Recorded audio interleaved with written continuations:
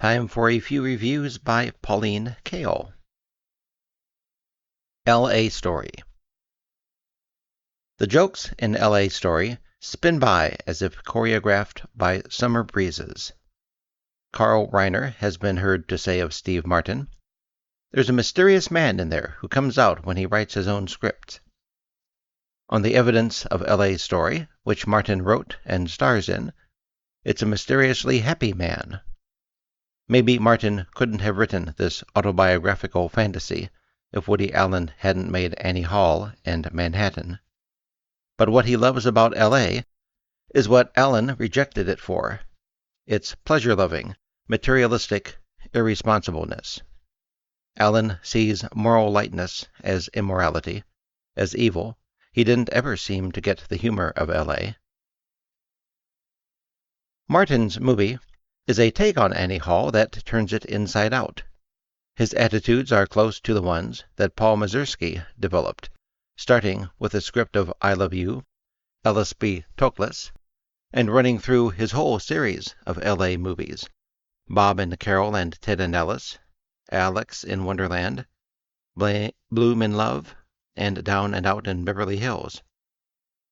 Mazursky was a New Yorker, but he fell in love with the loopiness of L.A. He didn't fight the pleasure or crab at it. For Martin, who grew up in Southern California, superficiality is the norm. L.A. Story is totally inconsequential, and he accepts that. It doesn't bother him. He isn't afraid of silliness, and that's what makes the movie such a light-hearted joyride for an audience. As Harris K. Telemacher, a clowning TV weatherman, Martin is split between his wonderstruck obsession with a British journalist, played by Victoria Tennant, in an Annie Hall hat, and the carefree high of sex without love, represented by a bouncy nymph played by Sarah Jessica Parker.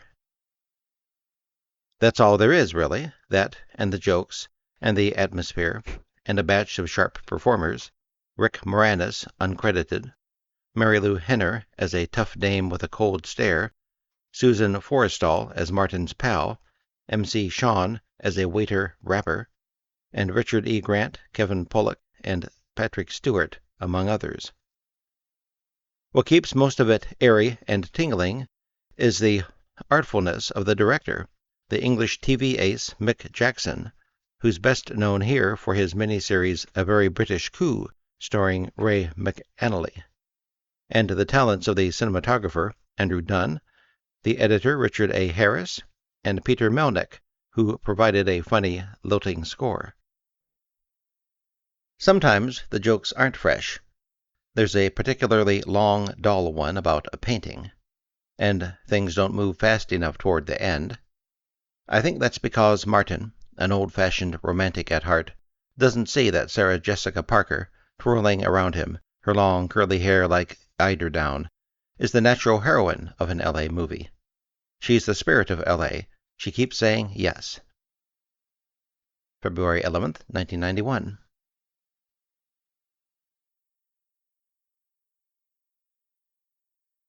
Dances with Wolves.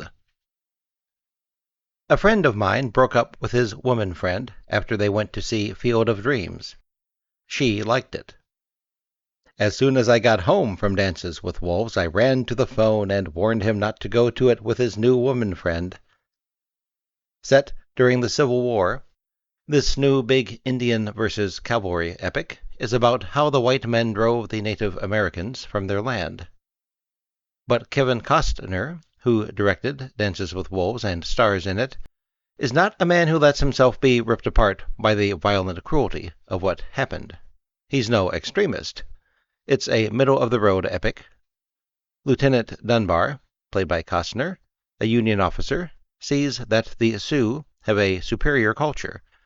They're held up as models for the rest of us, and he changes sides. Costner must have heard Joseph Campbell on PBS advising people to follow your bliss. This is a nature boy movie, a kid's daydream of being an Indian. When Dunbar has become a Sioux, named Dances with Wolves, he writes in his journal that he knows for the first time who he really is. Costner has feathers in his hair and feathers in his head. Once our hero has become an Indian, we don't have to feel torn or divided. We can see that the white men are foul-mouthed, dirty louts. The movie, Costner's debut as a director, is childishly naive. When Lieutenant Dunbar is alone with his pet wolf, he's like Robinson Crusoe on Mars. When he tries to get to know the Sioux, and he and they are feeling each other out, it's like a sci-fi film that has the hero trying to communicate with an alien race. But in this movie, it's the white men who are the aliens. The smelly brutes are even killing each other in the war between the North and the South. Luckily, we Indians are part of a harmonious community. Dances with Wolves has never seen people so dedicated to their families, and he loves their humor. In the beginning, there's a bizarre Civil War battle sequence with the wounded Lieutenant Dunbar riding on horseback between rows of Union and Confederate soldiers, his arms outstretched, welcoming bullets in a Christ-like embrace. And throughout the movie, he is brutalized, seems dead, but rises again. Does getting beaten give Costner a self-righteous feeling, even when it's as unconvincingly staged as it is here? There's nothing really campy or shamelessly flamboyant after the opening. There isn't even anything with narrative power or bite to it. This Western is like a New Age social studies lesson. It isn't really revisionist. It's the old stuff, toned down and sensitized. Costner and his friend Michael Blake, who worked up the material with him in mind, and then wrote the novel and the screenplay, are full of goodwill. They're trying to show the last years of the Sioux as an independent nation from the Sioux point of view. And it's that sympathy for the Indians that, I think, the audience is responding to. But Costner and Blake are movie-making novices. Instead of helping us understand the Sioux, they simply make the Sioux like genial versions of us.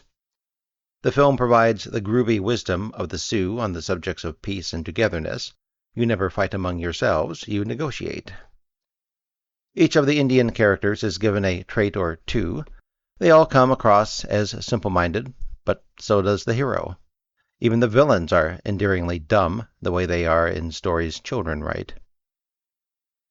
There's nothing affected about Costner's acting or directing.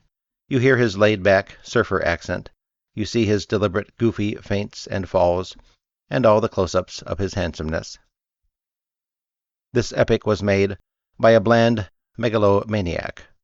The Indians should have named him Plays with Camera. You look at that untroubled face and know that he can make everything lightweight. How is he as a director? Well, he has moments of competence, and the movie has an authentic vastness. The widescreen cinematography by Dean Semir features the ridges, horizons, and golden sunsets of South Dakota. It's pictorial rather than emotionally expressive, but it's spacious and open at times, and there are fine images of buffalo pounding by. Mostly the action is sluggish, and the scenes are poorly shaped. Crowds of moviegoers love the movie. Maybe because the issues have been made so simple. As soon as you see the Indians, amused, watch the hero frolicking with his wolf, you know that the white men will kill it. Maybe, also, crowds love this epic because it's so innocent. Costner shows us his bare ass like a kid at camp, feeling one with the great outdoors. He's the boyish man of the hour. The Sioux on screen revere him because he's heroic and modest, too. TV interviewers acclaim him for the same qualities. He's the Orson Welles that everybody wants. Orson Welles with no belly. This review is not dated in the book.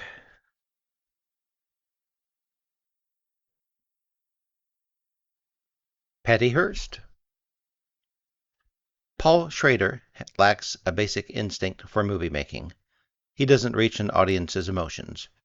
He doesn't make you feel empathy with his characters, and he's short on humor. By temperament, he cools out hot projects. These limitations make it unlikely that his Patty Hearst will appeal to a large audience. But on its own terms, as a stylized movie of ideas, this is a lean, impressive piece of work. Nicholas Kessen's script, which is based on Patty Hearst's own account, Every Secret Thing, comes across as bilge-free. The film is a distanced presentation of the kidnapping of the 19-year-old heiress in February 1974 by an 8-member terrorist group that called itself the Symbionese Liberation Army, and of the 57 days she spent blindfolded in a closet, being alternately lambasted as an bourgeoisie parasite and raped, and of her subsequent participation in SLA holdups as Tanya, the terror she developed of the FBI, and her arrest, trial, and conviction. The whole series of events is like a nightmare that's all of a piece, a kid's nightmare that no one's on your side. And it answers the question that people asked before, during, and after the trial. Did she become part of the SLA willingly, out of conviction, or was she simply trying to save her life? The movie shows you that, in the state she was in, there was no difference. The SLA punished Patty Hearst for being a representative of the rich. So did the jury. The movie errs, I think, in its quick, cursory glimpses of her early life. It doesn't treat her as an individual either. Her prettiness and her bland manner are used against her to suggest that she's a nothing, when they could be used as an indication that she was trained to hide her emotion under a polite mask, that her blandness is a form of privacy. And since we're not taken inside her character at the beginning, the movie is flat for a long time. There's some kind of inhuman chic in treating a victimized young girl as if she had no personality, no soul. But offensive as it is, this attitude ties in with the film's objective manner. The format suggests a staged documentary. We don't find out any more about the SLA members than Patty does. And since the movie sticks to a step-by-step factual view of what happens to her, it does her justice, cold justice though it is. When her capture by the SLA is followed by her capture by the police, everything you've seen starts to add up, and suddenly the film is overwhelming. Natasha Richardson, the 25-year-old actress who plays Patty, has been handed a big unwritten role. She feels her way into it, and she fills it by having Patty react meekly yet almost furtively to her indoctrination and to the exchanges among the terrorists. Patty's reticence is much more than a veneer. It's how she deals with the terrorists, whose next moves she can't predict. She retreats to being a hidden observer. You feel her reminding herself to look eager to please. Richardson lets us see only a flicker of Patty's feelings towards the men she's forced to have sex with. It's not until the trial, when she's specifically asked how she felt about one of them, that she lashes out with, "I hated him." In movies, we are always primed to cheer those who fight back, even when we know that realistically they couldn't. Here's a passive victim, a girl who is raped in mind and body, and no longer knows when it started. In memory flashes, she sees herself as having been blindfolded when she still lived at home with her family. The film's Patty has a marvelous, confused plaintiveness.